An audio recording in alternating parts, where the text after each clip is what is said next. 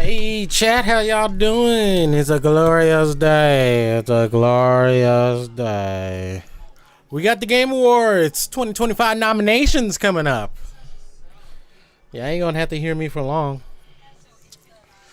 Oh no, I just realized it's not picking up the audio. Ah shit. Okay.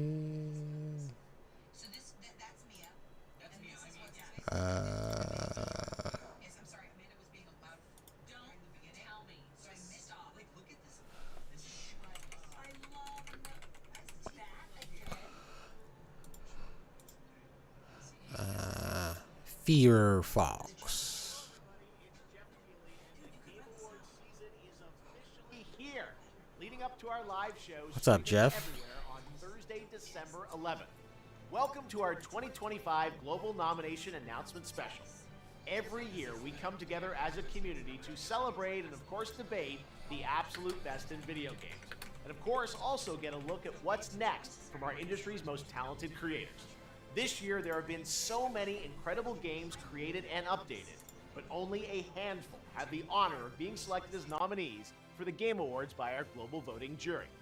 Who's in the running? Well, you're about to find out as we reveal this year's nominees across all the categories, and you can help select the winners by voting at thegameawards.com. All right, Hear that, chat? do Vote it? at thegameawards.com. For Best Performance, the nominees are Ben Starr for Claire Obscure Expedition 33, Charlie Cox for Claire Obscure Expedition 33, Erika Ishii for Ghost of Yote, Jennifer English for Claire Obscure Expedition Claire Obscure 33, is going to sweep. Konatsu Kato for Silent Hill F, Claire Obscure is going to and Troy Baker for Indiana Jones and the Great Circle. Roy, you did a For great Best Uncles and Ongoing Pets, but Game, you're not the nominees are Final Fantasy XIV, Fortnite, Helldivers 2, Marvel Rivals, and No Man's Sky. For Best Mobile Game, the ongoing nominees game? are Destiny Rising, Persona 5 The Phantom X, Y'all going through this Sonic too fast. Rumble, Uma Masume Pretty Derby, and Wuthering Waves. This year's nominees for Best Art Direction are Claire Obscure Expedition 33, Death Stranding 2 On the Beach, Ghost of Yote, Hades 2, and Hollow Knight Silksong. Nope. For Best Score and Music, Well, that's leveled up by Spotify, the nominees are Christopher Larkin for Hollow Knight Silksong, Darren Korb for Hades 2, Lorian Testar Yeah. for Claire Obscure That's gonna Expedition win. 33, Toma Otoa for Ghost of Yote, and Woodkid and Ludwig Forsell for Death Stranding 2 On the Beach. The Best Audio Design nominees are Battlefield 6, Claire Obscure Expedition 33, Death Stranding 2 On the Beach, Ghost of Yote, and Silent Hill F. Best Adaptation was added to the Game Awards in 2022 to recognize an outstanding show, movie, or other creative work inspired by and based on an established video game world. Oh. Here are this year's nominees for Best It Adaptation. should be. A Minecraft Movie, Devil May Cry, Splinter Cell Death Watch, What? The Last of Us Season 2, Boo. and Until Dawn. For Best Narrative, the outstanding nominees are Claire Obscure Expedition 33, Death Stranding 2 On the Beach, Ghost of Yote, Kingdom Come Deliverance 2, and Silent Hill F. Best Community Support celebrates game developers who continually and transparently engage, support, and respond to their players. This year's nominees are Baldur's Gate 3, Okay. Final Fantasy XIV, Fortnite, Helldivers 2, and No Man's Sky. Your nominees for Games for Impact are Consume Me, Despelote, Lost Records Bloom and Rage, South of Midnight, and Wonderstop. In the Oh, okay. category of Best Multiplayer, the nominees are Arc Raiders, Battlefield What? That 6, just came Elden out. Ring Night Rain, Peak, and Split Fiction. That just Best came out. How independent was game that nominated? celebrates games with a high degree of risk tolerance, produced outside the traditional publisher system. Those nominees are Absolem, Ball Pit, Blueprints, Claire Obscure Expedition 33, Hades 2, and Hollow Knight Silksong. Oh, best independent Best game. Oh, debut Claire indie Expedition, game bro. I recognizes a haven't heard of development this team shit. that hasn't won a Game Award before. In Just- fact, these teams just published came their out. first game this year. The nominees are Blueprints, Claire Obscure Expedition 33, Despilote, Dispatch, and Oh, okay. Megahawk. For Best VR AR game, the nominees are Alien Rogue Incursion, Arcan Age, Ghost Town, Marvel's Deadpool VR, and The Midnight Walk. For Content Creator of the Year, the nominees are Pedro, Kai Sanat, Moist Critical, Sakura Miko, and The Burnt Peanut. Part of the Game Awards is looking forward to what's next, and don't worry, we'll have lots of games to announce for you on December 11th. But what's the most anticipated upcoming game? Here are the nominees based on currently announced titles. 007 First Light, Grand Theft Auto 6, Marvel's Wolverine, Resident Evil Requiem, and The Witcher 4. The Best Action-Adventure Game nominees are Death Stranding 2 On the Beach, Ghost of Yote, Hollow Knight Silksong, Indiana Jones and the Great Circle, and Split Fiction. For Best Role-Playing Game, the jury selected Avowed, Claire Obscure Expedition 33, Kingdom Come Deliverance 2, Monster Hunter Wilds, and The Outer Worlds 2. In the category of Best Fighting Game, the nominees are 2XKO, Capcom Fighting Collection 2, Fatal Fury City of the Wolves, Fighting Collection Mortal 2, Kombat Legacy Collection, and Virtua Fighter 5 Revo World Stage. The nominees for Best Action Game are Both those collections should not Battlefield 6, Doom the Dark Ages, Hades 2, Ninja Gaiden 4, and Shinobi Art of Vengeance. Innovation I and haven't seen anybody accessibility play celebrates these, games that are making our industry available and enjoyable to more people. The nominees for innovation and accessibility are Assassin's Creed Shadows, Atomfall, Doom the Dark Ages, EA Sports FC 26, and South of Midnight. Next up, Best Family Game. The nominees are Donkey Kong Bonanza, Lego Party, Lego Voyagers, Mario Kart World, Sonic Racing Cross Worlds, and Split Fiction. The Best Sim Strategy Game nominees are The Alters, Final Fantasy Tactics, Ivalice Chronicles, Jurassic World Evolution 3, Sid Meier's Civilization 7, Tempest Rising, and 2 Point Museum. These games are nominated for Best Sports Racing Game. EA Sports FC 26, Why is F1 sports 25, and racing games Mario Kart World, Rematch, and Sonic Racing Cross Worlds.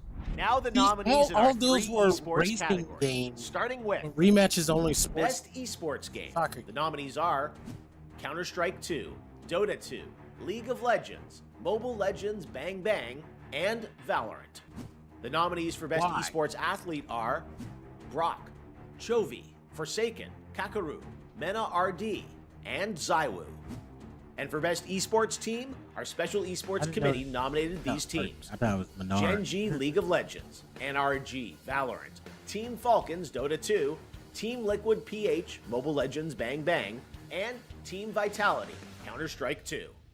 Okay, we're almost done, but there are still two Oh, I know very who those important dudes are. categories to go. Esports, like Best Game Direction recognizes outstanding creative vision and innovation in game direction and design. The nominees are Claire Obscure Expedition 33, Death Stranding 2 On the Beach, Ghost of Yote, Hades 2, Sequels, and sequel. Split Fiction. And now kind it's of the a- big one. like a spiritual. GOTY, Game of the Year, recognizing a It game takes that two. delivers the absolute best experience to players across all only creative one of and them was an technical original fields. game. For this year's awards, our global TGA jury has selected the following 6 games as the nominees Claire for Obscure's going. Game It's of not the up Year. there. Then Claire Obscure, that's Expedition game of the year. 33 from That's Sandfall Interactive. so mad that it got Death split out. Stranding 2 On the Beach For, from like, games that Kojima no one- Productions. like, no one's- Donkey Kong Bonanza from Nintendo. Hades 2 from Supergiant Games. Hollow Knight Silksong from Team Cherry. And Kingdom Come Deliverance 2 from Warhorse Studios. It's between Donkey Kong, Bonanza, There you have it, Claire your Obscure. nominees And for Claire Game Obscure should of the win Year. because it's And now not that those are being official, you picked can up anticipate by, Lloyd Bell from the Game Awards in- Orchestra just on the playing Switch. their themes as part of our musical salute to the nominees live on December 11th. But before that, we need your help to decide which nominees become the winners. Make sure to head to thegameawards.com to cast your ballot, and new this year, download your vote card so you can share your picks on social media.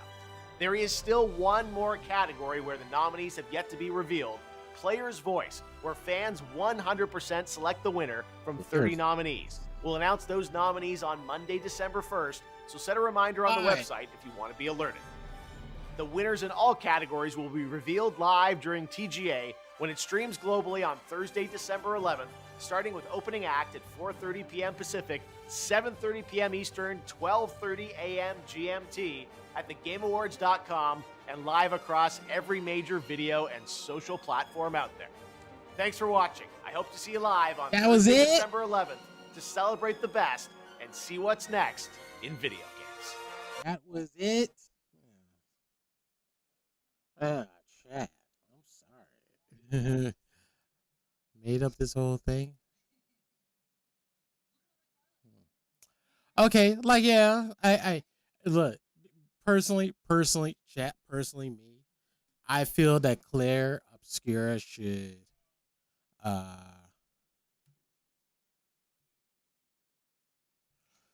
uh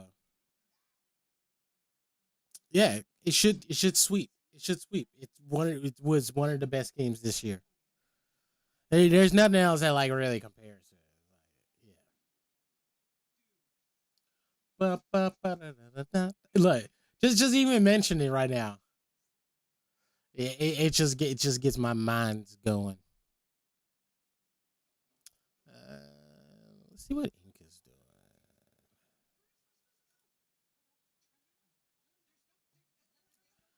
Loud school, ba ba boo ba boo ba da da do do. Ba ba ba ba da da da da da da.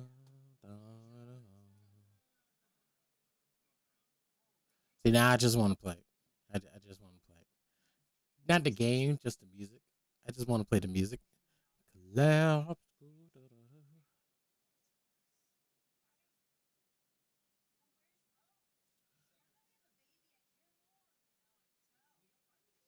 Mm-hmm.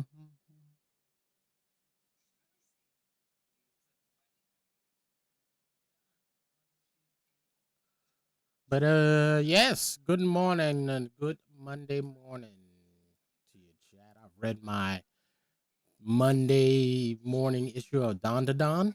It's great. Uh, had to wait 2 weeks for that because, like, they were on a break. So frustrating.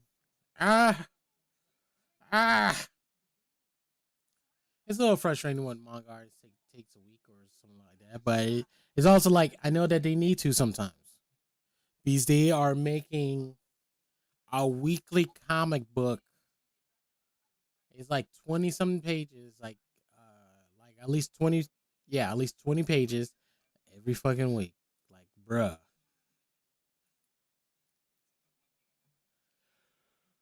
Especially old school like mangas. So like what? And there's like some artists that like, you know, they gotta get like advanced, like ahead of like what it is. So it's like, oh, like we may be seeing this week's manga, but that week's manga has been finished and all that stuff like for the last like month. Left.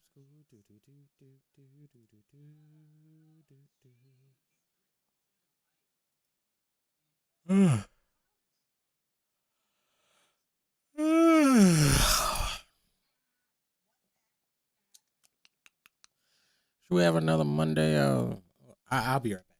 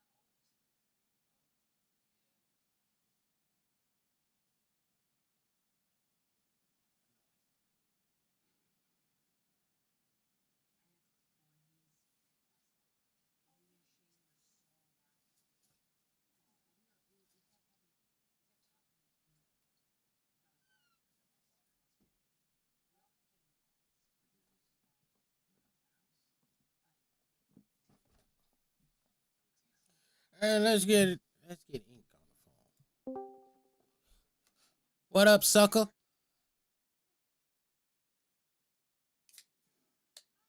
He must be away from his computer right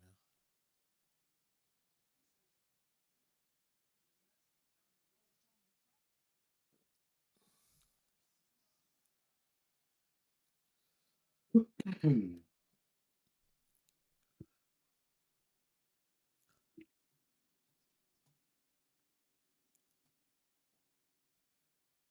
What up, you buster?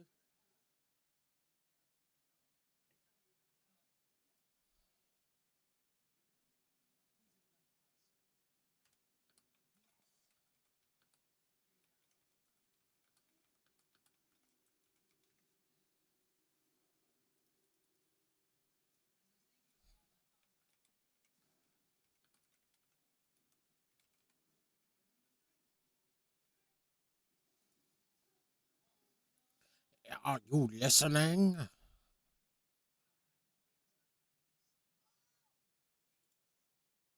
Ba ba ba ba da ba ba ba ba boom bum boom.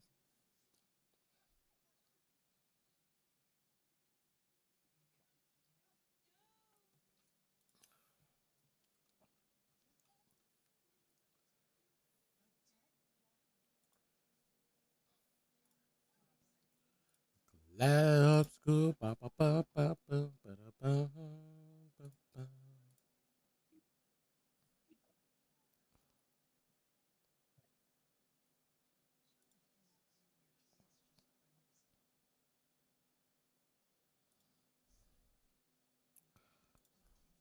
Ba da bum bum ba dum.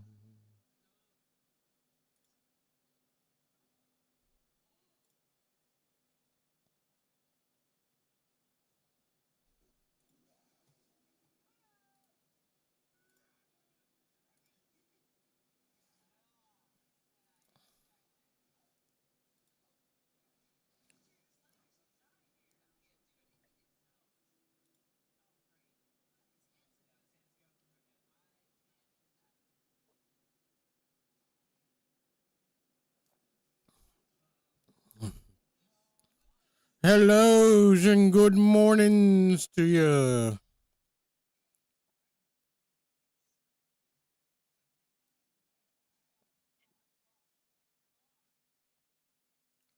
Last time, our hero.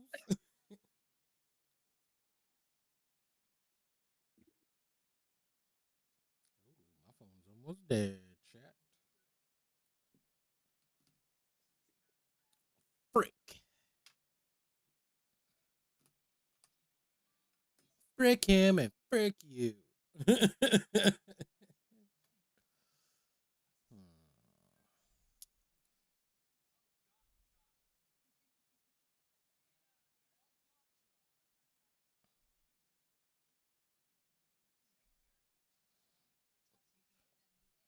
Ocho cinco. Ba, ba, ba, da, da, da, da, da, da, do, do, do, do, do, do, do, do, do, do, do, do, do.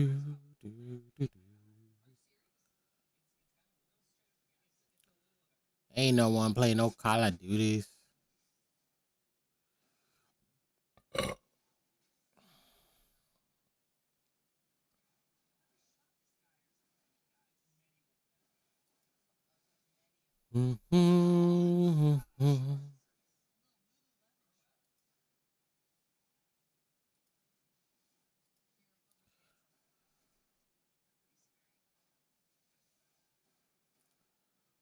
Ba, ba, ba, ba. Be, dee, dee, dee, dee, dee, dee, dee, dee. Lara obscure. Oh,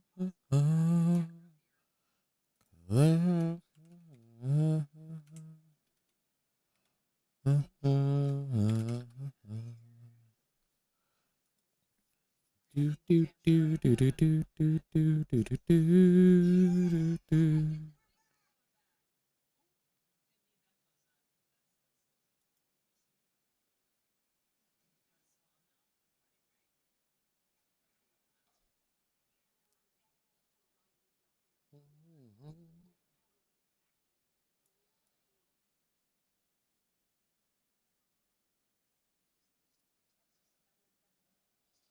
Mhm.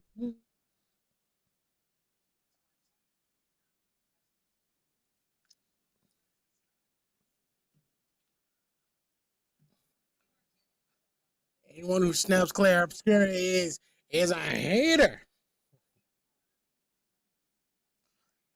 Haters, bro.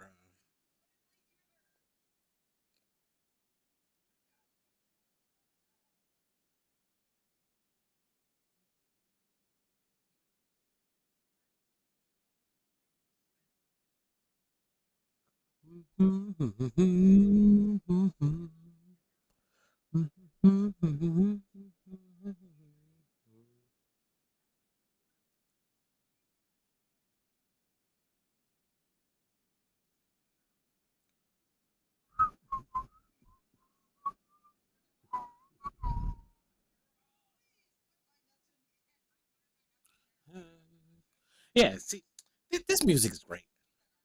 This music is great. The whole soundtrack is fucking bomb as shit, bro.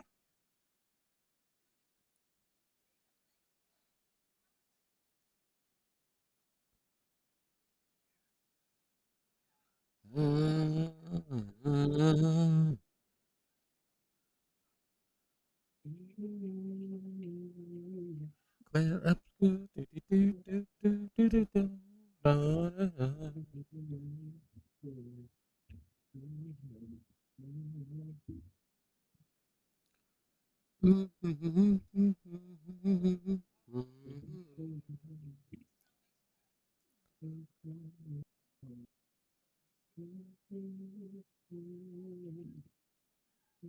Where you humming?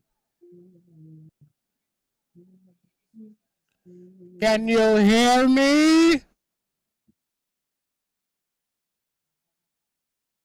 guess you can.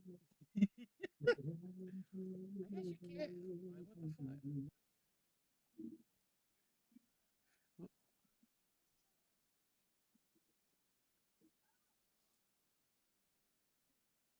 Wait, can I not even hear myself? What the fuck is going on?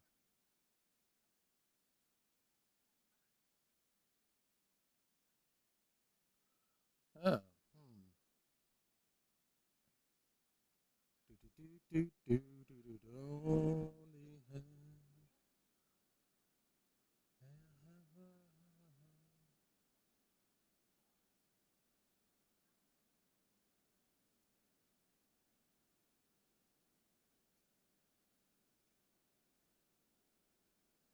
Yeah, I don't have any of the other gobbledygook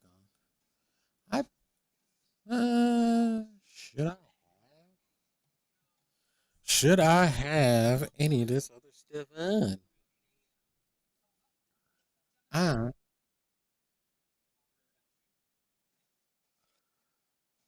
yeah. I don't know. This mic is like super sensitive and not sensitive at all. So yeah. Boop boop boop boop boop boop boop boop boop boop boop.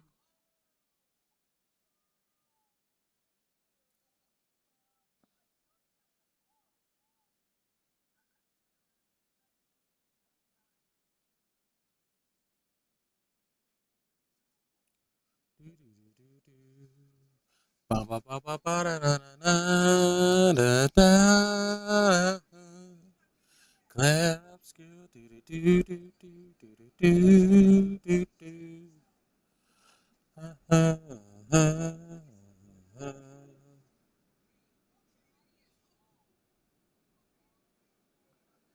Is Easy Effects just dying like faster than it should be? Maybe. Maybe.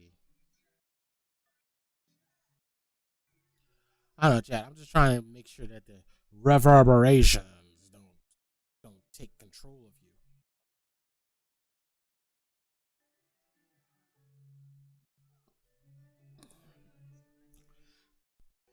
I'm trying to find the best options.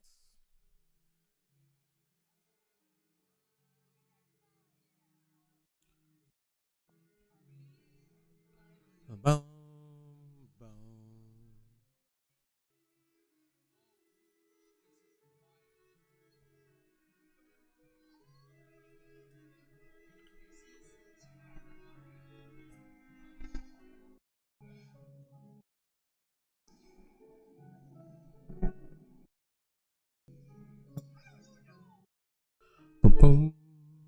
boom.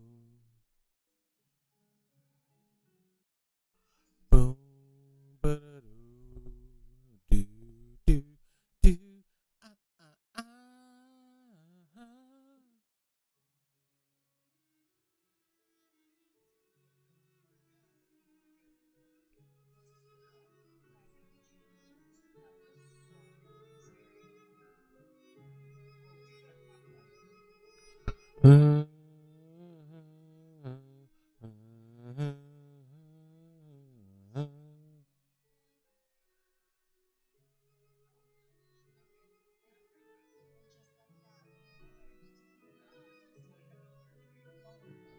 What is this weird line? Is that on the other side?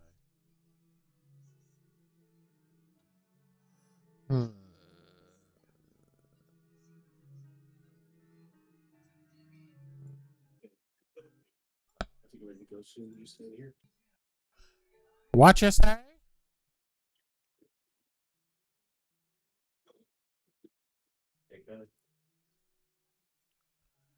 Say what you say.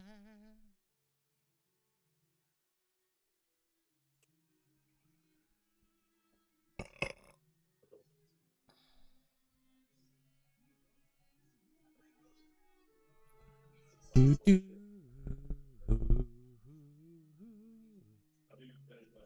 I don't know. No. Chat, I'm not playing more Rivals today. That game kept on crashing on me for some reason yesterday. I don't get it at all. It just kept on crashing. I don't know if he talked to you, but Chris asked if he could roll with us.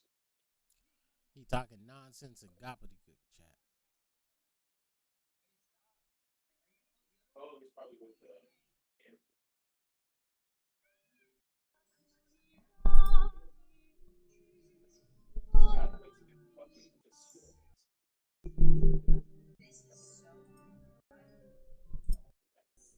Yeah, he did that shit. Mm-hmm.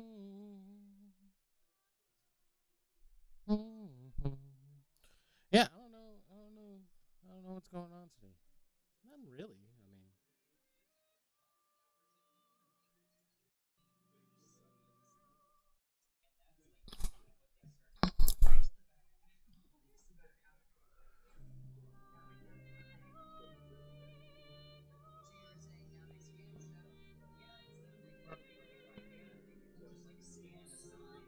I mean, mm-hmm.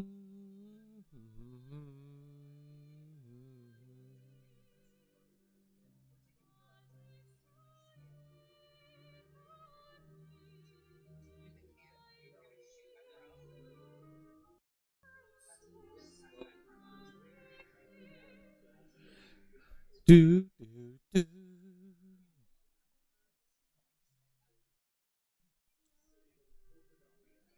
It's weird, all this little stuff chat nowadays that are like, oh, think this kid show was for kids? Mm-mm.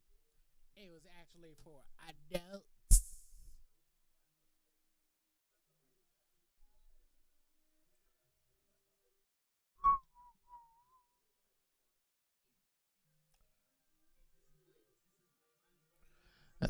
So what should I play? Because I'm not playing Marvel Rivals.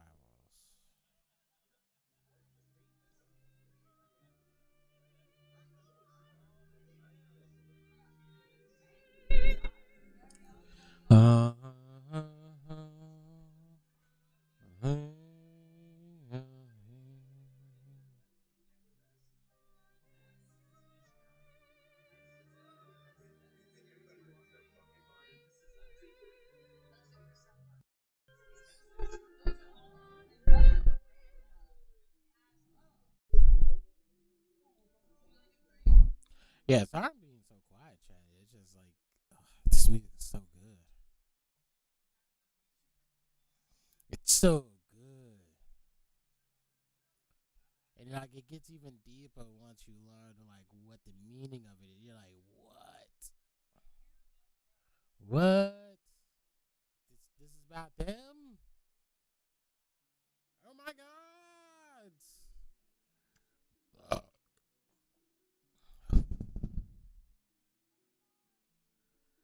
Huh. I might have to just turn off a bunch of DZ He's chat. It just seems like my signal's not like holding up or something, bro. Like yeah, like it keeps. It looks like it's keeping me very very quiet for some reason. I don't know why.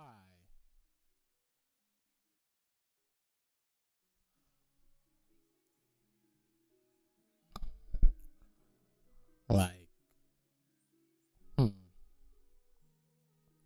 Like I don't know what's like actually going on, but like it kind of just seems like I'm just going by the OBS, and it seems like on OBS I am fucking quiet as shit.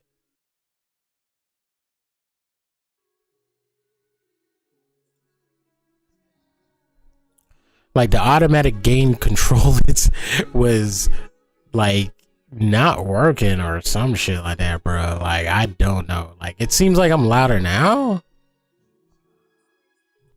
Like okay, all right, yes, automatic gain control was screwing me royally. I don't.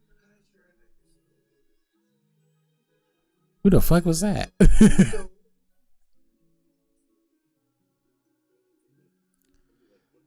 Is there? Are there people here?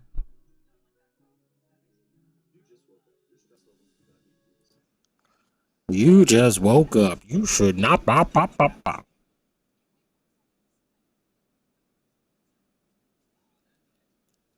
Uh,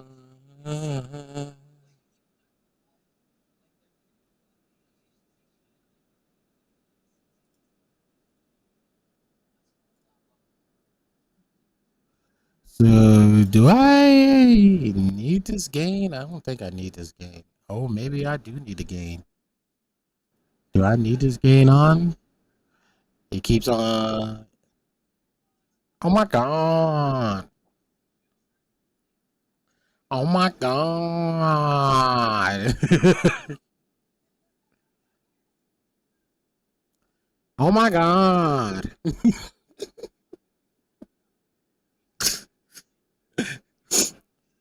He can't hear me at all. He's on his microphone or some shit like that. I don't know.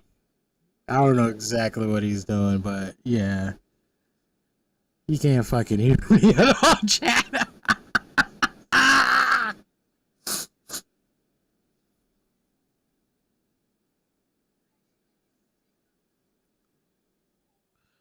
Dun, dun, dun, dun, dun, dun, dun, dun, dun.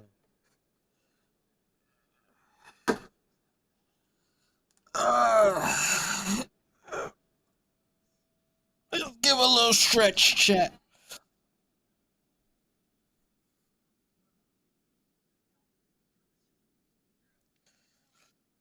She will always hate you. She just loves you for your body.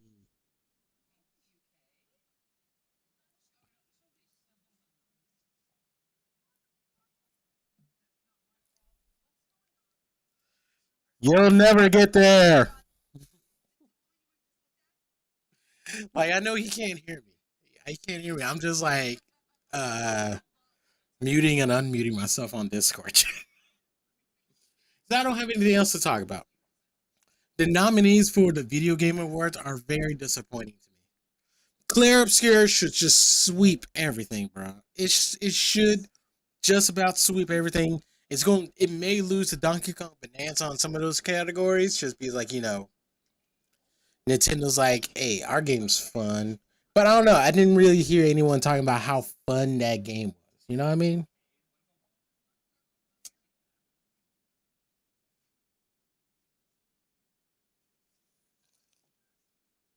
See now, this song, chat. Oh, this is from Howl's Moving Castle. Okay, I was like, this sounds like Howl's Moving Castle. Like, what the fuck?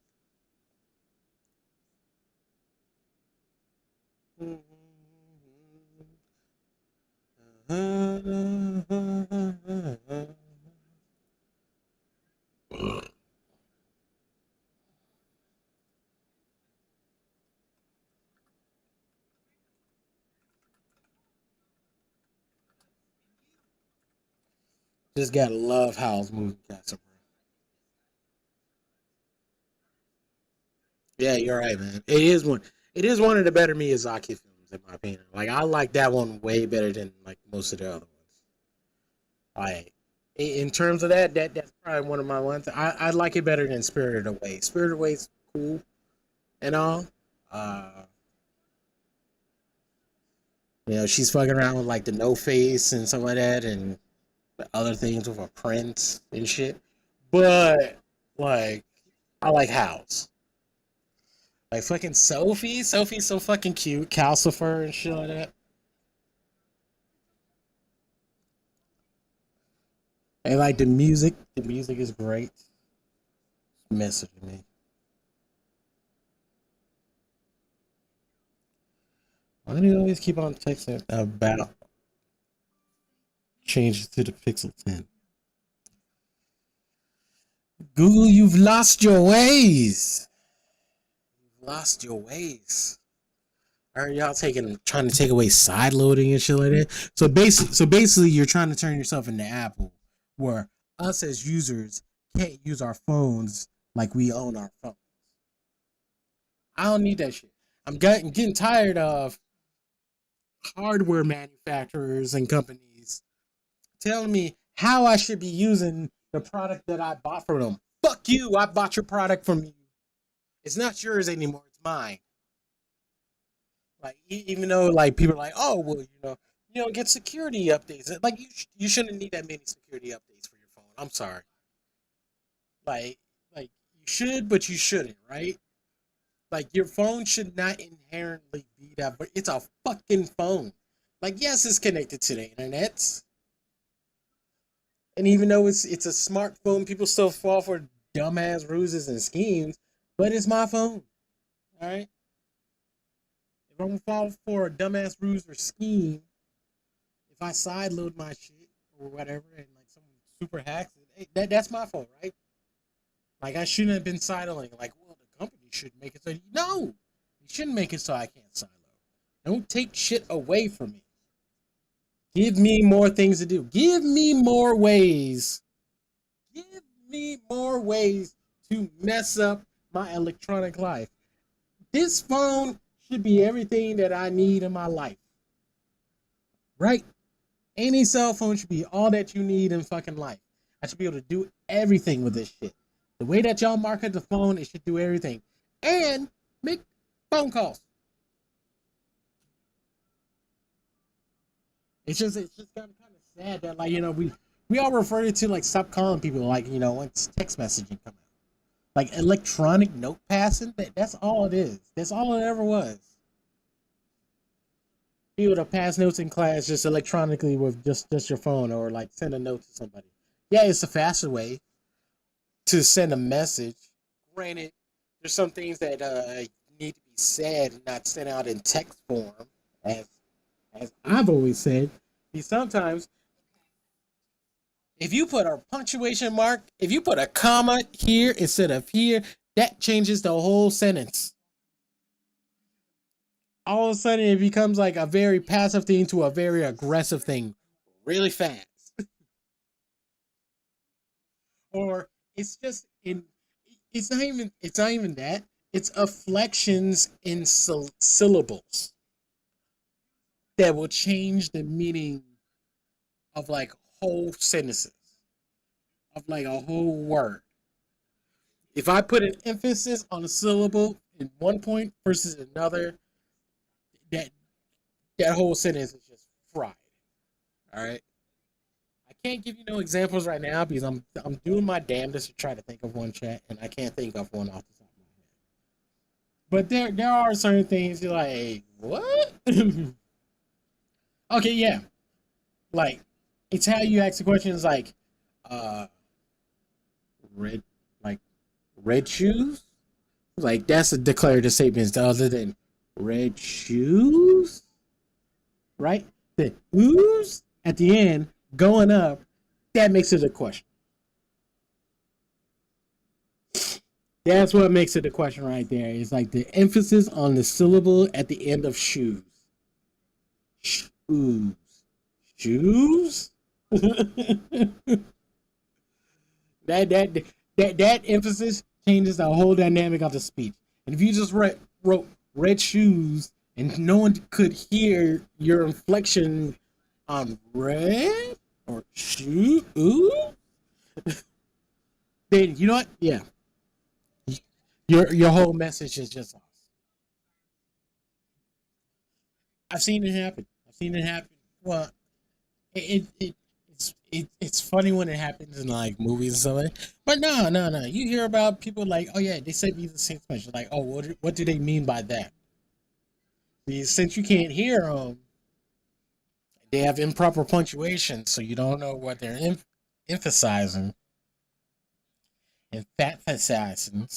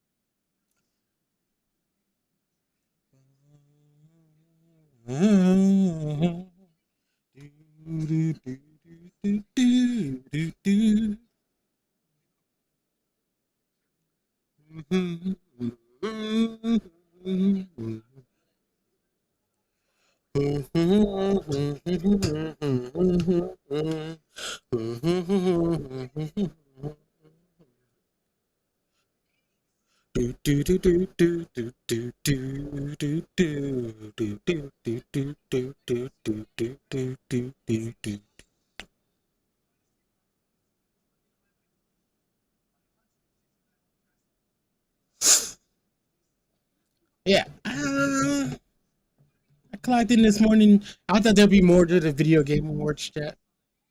That is my bad. Uh,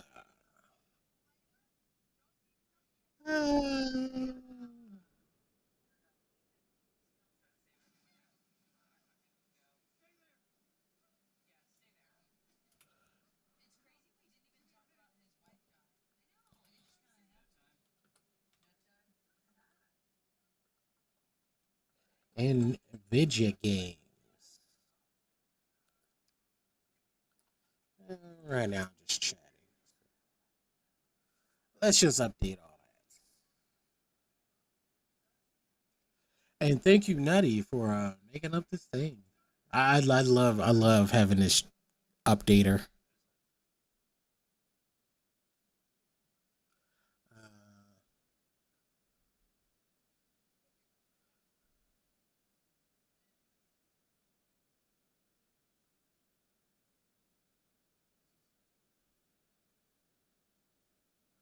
and yeah.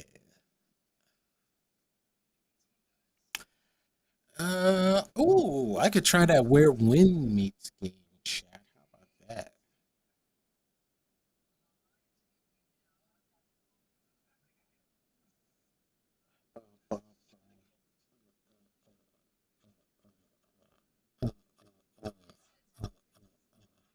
Fucking logins.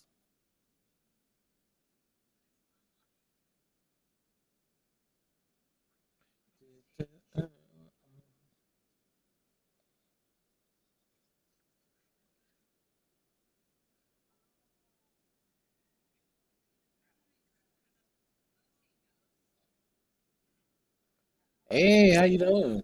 Yes, I'm doing all right.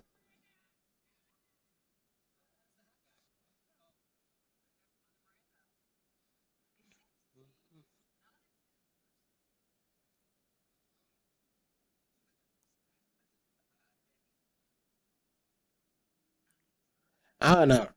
See, I don't know. I'm scrolling through YouTube and there's like things like George Lucas finally breaks his science. Like I don't give two shits about his science. Science about what? Huh? He sold fucking Star Wars, his baby, to Disney for some reason. I don't know. I don't know why. I don't know why George Lucas stopped making Star Wars movies. Like I needed new Star Wars stories. Like, okay, yeah, the Skywalker family.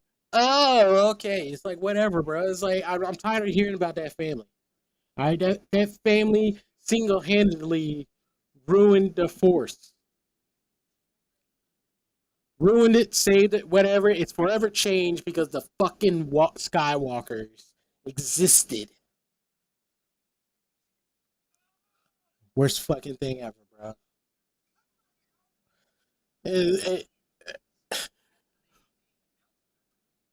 it's like Yoda. Like if someone comes up to Yoda, it's like, oh yeah, no, until the fucking Skywalkers came. Like I used to be the head of government. I used to be the head of the Jedi Council and shit like that. I was a fucking Jedi master. Now look at me. Now look at me. I live in a swamp in Dagobah. There's no one else here. I only have myself and ghosts to talk to. And one of the ghosts, I don't even want to talk to him because I didn't like his ideas.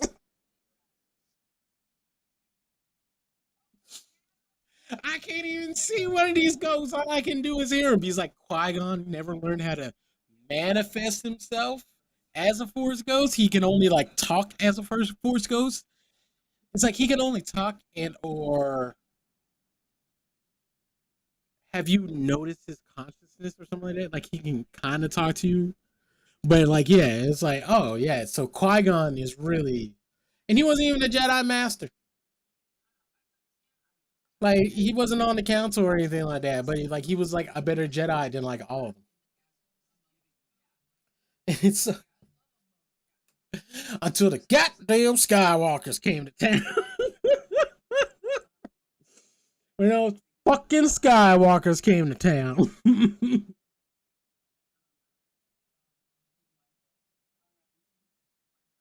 Yeah. Like, I had no faith in fucking Anakin at all. He's too fucking old. Like, wait, what do you mean he's too old? He is less than 10 years old. What do you mean he's too old to start getting training? What do you mean by that, Yoda?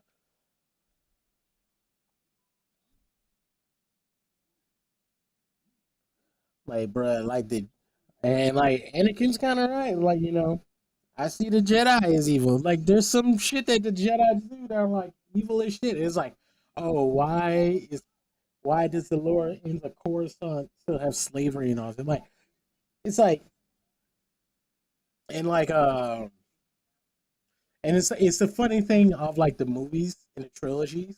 It's like, oh, like at one point the council was like, no, we're not going to get up caught up in this war. We're not soldiers for the government.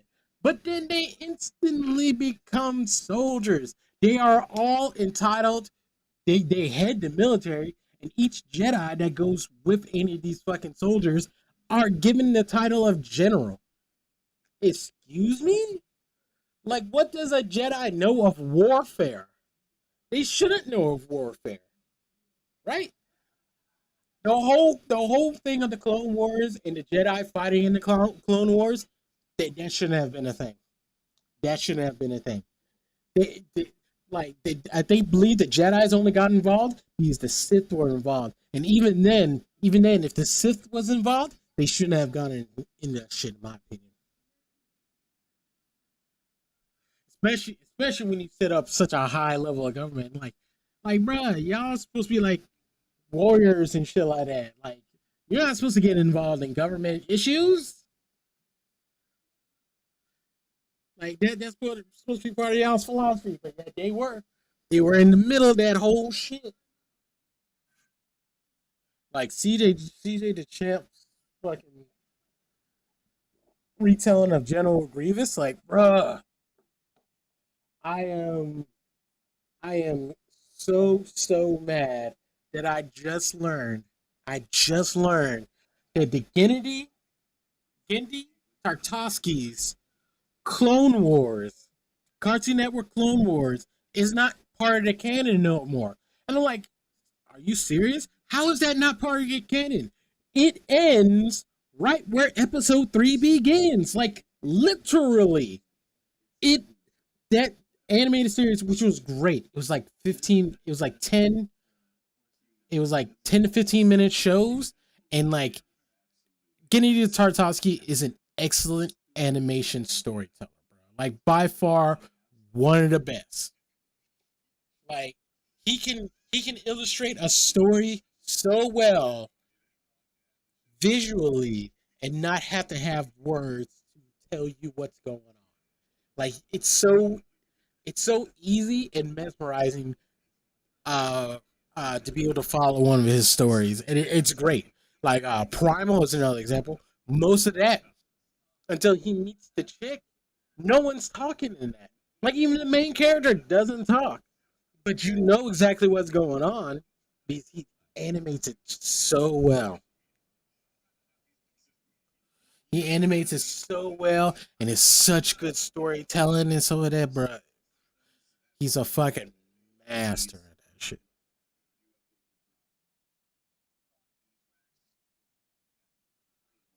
He's made so many good like things for like Cartoon Network that are still like classics. They're classic. I don't care what anyone says. It's a fucking classic. Like Samurai Jack. Samurai Jack is like brilliant, especially like when I first learned about it, and he's hanging out with an art friend and stuff like that. And he's like, yeah, there's no outlines in the whole thing. He just uses different colors to break it up. He's like, in art they tell you if you take like natural art class, there's no such thing as a black outline around something, right? Like if you look at me, to separate me and the background and other things, it's not black that's doing it. He's like, as they say, technically black doesn't exist, but that's bullshit. Black exists. All right. But yeah, but like it's just darker shades of a color, and then like what he did was like, oh, these two are separate things. So either they're the same color and they're the same thing, and then separated with like a colored outline or a different color. There's no black outlines. Nothing's outlined in black in that whole Samurai Jack show, which is so cool. It makes it so clean and stuff like that.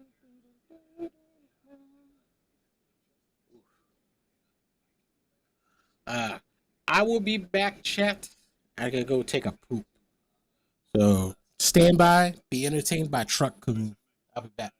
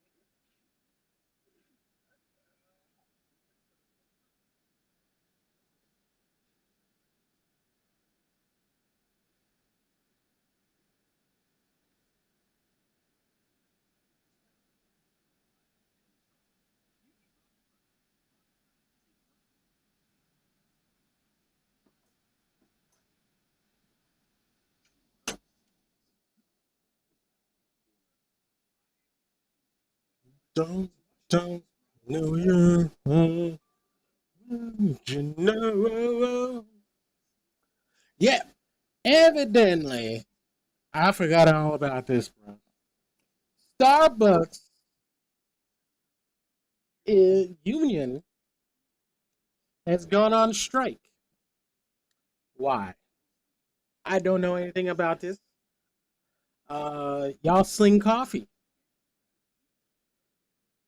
Like, I'm not saying how hard your job is because I know any kind of thing where you have to deal with customers and their needs face to face directly, and it has to do with food and or beverage. I get it. I get it. Customers are assholes. They are. They're not right all the times. They're belligerent in what they're trying to do. A bunch of them are charlatans just trying to get a free thing over on you because, like, you're a corporation. You're a job. Your insurance will cover that. Like, no, no, no, no, no, no, no, no, no, no. Don't believe the lies when people tell you, oh, they made this much money. They're this much of a company and stuff like that. Exactly what is that based off? What is that based off? Like, they're like, oh, this company's net worth is blah, blah, blah, blah, blah. What is that based off? Is that based on how many employees that they have? How much do those employees get paid? How much, that they have to spend to make money? Like, yeah, like, companies report profits, but it's like, okay. You got to think about, like, they had to spend that much money, make that much money back to be able to say, hey, we gained this much more money. And then what do you think they're going to do with that? Like, it's not like they're just hoarding that money away and shit like that. Well, they kind of are. But what happens most of the time when a company makes money? It goes back into the fucking company to do what? Oh, we've had this much growth. Oh, we have more business. We need to hire more employees. So all that profit that we just made has to go to those new employees along with the other employees. And just in case we have a bad season, a bad day, a bad quarter, a bad year, a bad couple of years, they need money to keep everything afloat. This is it's like video game companies. It's like I just watched this great article, this video by Dak fan. He's talking about why is there so many remakes and remasters and stuff like that, and it's just because companies know this is a viable IP. This this is a thing that people know, and they will buy this shit. Why? Because they bought it before. They're trying to relive their childhood, but now they want to relive their childhood with the better graphics and stuff like that. It's a bunch of people my age now that are controlling shit and be like, yeah, no, I wish I could play that game again with like the updated graphics. Because it's like, okay. Perfect example of this, Final Fantasy VII Remake. The first one. Okay. That first one didn't deviate too much from the original Final Fantasy storyline, but it opened up for like the gobbledygook that's going on right now. But the great thing about that is, and the thing that I found great when I was playing it at first, uh, hey Nicole, thanks for Nikolai, Nikolai, thanks for the follow, bro. The thing that I found great about the original Final Fantasy VII, well, that I found out with the Final Fantasy remake, the first one in the trilogy, was it brought it like if you know what Final Fantasy VII looks like with like the big forearms and the blocks and stuff like that, it's like okay, that's what it looks like the rest of the game. And then you get cool cutscenes that like shows you what the characters kind of look like and shit like that. But the main thing was is like seeing all the environments and being able to walk through them and look at shit and look at the amount of detail because you know what? When I was a kid playing Final Fantasy VII, that's how I saw all this 8-bit, all this blocky gobbledygook. It didn't look like blocky gobbledygook in my head.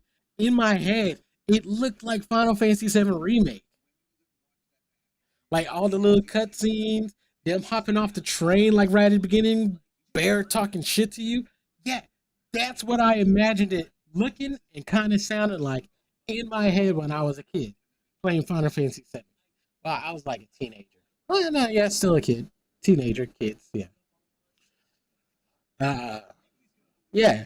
That's what I imagined, and then to be able to play that again with kind of really seeing it, not just seeing it in my mind's eye. Oh, thanks for the follow and thanks for the follow again, Nikolai. Not just seeing the not just seeing it in my mind's eye after so many years. Hey, how you doing? But seeing it with my actual eyes, and it's living up to what I imagined as a kid. That seems amazing to me. That's amazing. That's why I went out and like bought that shit like 2 times. Like, get it on the PlayStation. I was like, all right. I didn't really play it on my PlayStation. I played it a little bit on my PlayStation, then I got to the end and I was like, okay, I did something wrong. Now I played on my PC. Went through the whole PC thing, finished it on PC. Great. Like, it didn't look any better. It played like, 60 and like that. There wasn't that much to it.